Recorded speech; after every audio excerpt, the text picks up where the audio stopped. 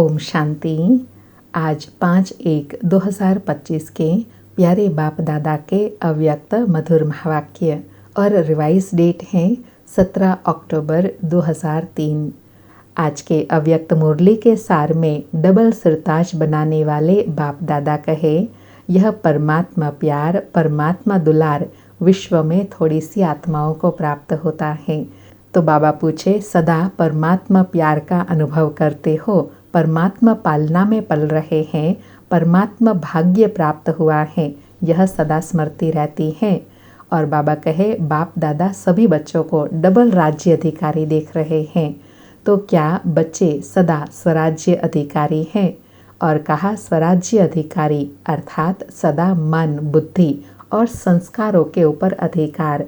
तो बाबा कहे, जो सदा स्वराज्य अधिकारी बनते हैं सो ही फिर विश्व राज्य अधिकारी बनते हैं। तो बाबा कहे, चेक करो, जितना समय और जितनी पावर से अपने कर्म इंद्रियों, मन, बुद्धि और संस्कारों के ऊपर अभी अधिकारी बनते हो, उतना ही फिर भविष्य में राज्य अधिकार मिलता है। बाबा कहे, इस समय का स्वराज्य, स्व का राजा बनने से 21 जन्म की गारंटी का राज्य भाग्य मिलता है।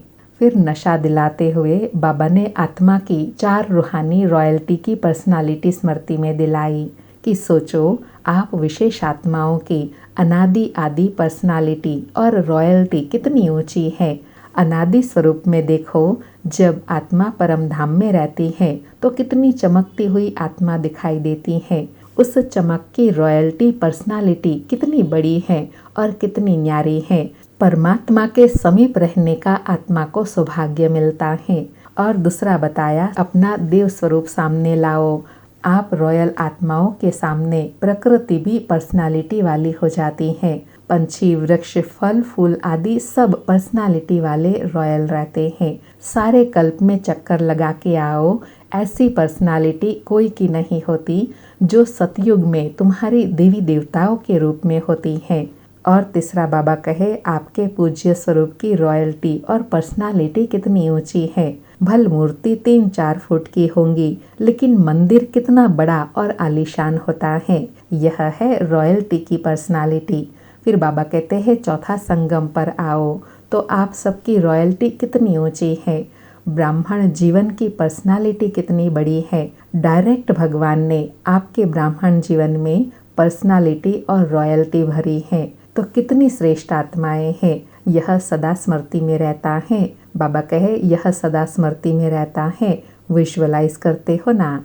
और फिर बाबा ने होमवर्क दिया कि अब चेक करो, प्योरिटी की पर्सनालिटी सदा रहती है। मनसा वाचा कर्मणा, वृत्ति, दृष्टि और कृति सब में प्योरिटी है। बाबा कहे, मनसा प्योरिटी अर्थात सदा और सर्व प्रति शुभ भावना, शुभ कामना सर्व के प्रति। बाबा कहे, कोई आत्मा कैसी भी हो, लेकिन सर्व के प्रति शुभ भावना, शुभ कामना, यह है मनसा की प्योरिटी। और बाबा ने नए साल के लिए स्लोगन स्मृति में दिलाया कि ना दुख दो, ना दुख लो, देना भी नहीं है, लेना भी नहीं है। बाबा कहे, अगर कोई दुख देता भी है तो उनको परवश आत्मा समझो। तो बाबा कहे, परवश आत्मा अर्थात दुखी आत्मा, वह गिर गया है तो गिरे हुए को उठाया जाता है। हिम्मत, उमंग, उत्साह से, सहयोग की भावना से अपनेपन की भावना रखनी है। बाबा कहे, इसमें चैरिटी बिगिंस एट होम करना है। पहले स्वयं, फिर अपने सर्वसाथी, फिर सेवा के साथी, फिर ब्राह्मण परिवार के साथी, सबको सहयोग दे पुरुषार्थ में ऊंचा उठाने की भावना रखनी है। यही है मनसा की प्योरिटी। फिर बाबा कहे, बाबा से प्यार है तो प्यार की निशानी है, जो प्यारे को अच्छा लगता है वह कार्य करना। जिनसे प्यार है उनके संस्कार, उनके संकल्प, उनके स्वभाव के साथ अपने को टैली करना है। क्योंकि दुनिया में भी होता है ना, जिनसे प्यार होता है उनके जैसा बनने की कोशिश करते हैं, तो बाप समान बनना है। फिर बाबा कहे कि बच्चे जब पुरुषार्थ करते हैं तो पुरुषार्थ में रुकावट का कारण क्या कहते हैं? मेरा स्वभाव व मेरा संस्कार कहते हैं। तो बाबा कहते हैं, जब भी मेरा स्वभाव व मेरा संस्कार कहते हो तो तुरंत स्मृति में आए कि आत्मा का स्वभाव क्या है, आत्मा का संस्कार क्या है। और कहा कि यह जो मेरा स्वभाव, मेरा संस्कार कहते हो, वह तो रावण के संस्कार उड़ के आपके पास पहुंच गए, जिसको आप मेरा समझते हो। बाबा कहे स्मृति में लाओ, वास्तव में मेरी आत्मा के संस्कार कौन से हैं। मैं आत्मा तो शांत स्वरूप हूँ, आनंद स्वरूप हूँ, गुण स्वरूप हूँ, शक्ति स्वरूप हूँ। यह गुण, यह संस्कार मेरे हैं।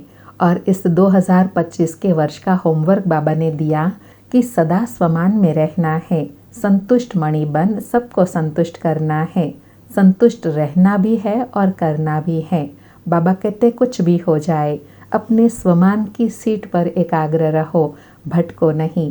कभी किस सीट पर, कभी किस सीट पर नहीं, अपने स्वमान की सीट पर एकाग्र रहो। बाबा कहे ये जो समस्याएं आती है ना, इनको कार्टून शो समझकर देखो तो कभी भी हलचल में नहीं आएंगे। जैसे कार्टून शो देखते हैं ना, तो कभी शेर आता है, कभी बकरी आती है, कभी बिच्छू आता है, कभी छिपकली आ जाती है, तो हलचल में नहीं आते हैं ना। तो ऐसे बाबा कहते हैं परिस्थितियों को अपने स्वमान की सीट पर सेट होकर देखो तो बहुत मज़ा आएगा। सुनते हैं प्यारे अव्यक्त बाप दादा की नए वर्ष की प्रेरणाएं विस्तार से। अच्छा, सारी मुरली के सार स्वरूप में बाबा कहे, चारों ओर के राज दुलारे बच्चों को, सर्वस्नेही सहयोगी समान बनने वाले बच्चों को, सदा अपने श्रेष्ठ स्वमान और संस्कार को स्वरूप में इमर्ज करने वाले बच्चों को, सदा सुख देने, सर्व को स्नेह देने वाले बच्चों को, सदा संतुष्ट मणि बन संतुष्टता की किरणें फैलाने वाले बच्चों को बाप दादा का याद प्यार और नमस्ते। ऐसे राज दुलारे बच्चे बनाने वाले बाप दादा को भी याद प्यार, गुड मॉर्निंग और नमस्ते नमस्ते। आज प्यारे बाबा का वरदान है, शुभ चिंतन और शुभ चिंतक स्थिति के अनुभव द्वारा ब्रह्मा बाप समान मास्टर दाता भव। शुभ चिंतन और शुभ चिंतक स्थिति के अनुभव द्वारा ब्रह्मा बाप समान मास्टर दाता भव। स्पष्टीकरण है, ब्रह्मा बाप समान मास्टर दाता बनने के लिए ईर्ष्या, घृणा और क्रिटिसाइज, इन तीनों बातों से मुक्त रहकर सर्व के प्रति शुभ चिंतक बनो और शुभ चिंतन स्थिति का अनुभव करो। क्योंकि इसमें ईर्ष्या की अग्नि होती है, वे स्वयं जलते हैं, दूसरों को परेशान करते हैं। घृणा वाले खुद भी गिरते हैं, दूसरे को भी गिराते हैं। और हंसी में भी क्रिटिसाइज करने वाले आत्मा को हिम्मतहीन बनाकर दुखी करते हैं। इसलिए इन तीनों बातों से मुक्त रहे, शुभ चिंतक स्थिति के अनुभव द्वारा दाता के बच्चे मास्टर दाता बनो। आज बाबा ने विशेष बाप समान बनने के लिए 3 बातों पर अटेंशन दिलाया। ईर्ष्या, घृणा और क्रिटिसाइज, इन तीनों से मुक्त रहना है। आज का स्लोगन है, मन, बुद्धि और संस्कारों पर संपूर्ण राज्य करने वाले स्वराज्य अधिकारी बनो। मन, बुद्धि और संस्कारों पर संपूर्ण राज्य करने वाले स्वराज्य अधिकारी बनो। आज का अव्यक्त मास का विशेष अभ्यास है, अपनी शक्तिशाली मनसा द्वारा साकाश देने की सेवा करो। आज का अभ्यास है, आप ब्राह्मण बच्चे तना हो, तने से ही सारे वृक्ष को साकाश पहुँचते हैं।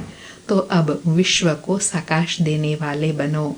अगर 20 सेंटर, 30 सेंटर या 200-250 सेंटर या जोन यह बुद्धि में रहेगा तो बेहद में साकाश नहीं दे सकेंगे। इसलिए हदों से निकल अब बेहद की सेवा का पाठ आरंभ करो। बेहद में जाने से हद की बातें आपे ही छूट जाएंगी। बेहद की साकाश से परिवर्तन होना, यह फास्ट सेवा का रिजल्ट है। आज बाबा ने बेहद में साकाश देने के लिए कहा, अब हद से निकलकर बेहद का पाठ बजाना है। अच्छा, ओम शांति। शुक्रिया बाबा, शुक्रिया।